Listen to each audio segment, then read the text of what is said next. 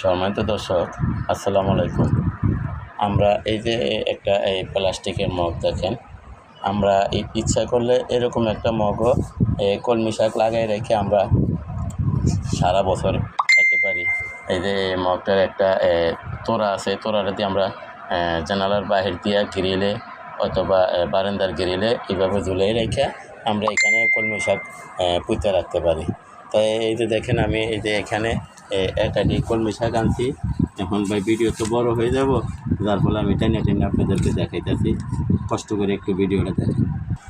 এখন আমরা এই কোন ডালগুলা আমরা নেব, তা আমি এখন একটা আড়ি কিনে আনছি আপনাদেরকে দেখানোর জন্য। তো যেটার আপনার এই যে এখান থেকে এই পাতাগুলো সব আমরা কেটে ফেলবো। তো আমরা এইভাবে কেটে ফেলবো, দেখেন আপনাদেরকে দেখানোর উদ্দেশ্যে আমি এই যে আগাসহ এখানে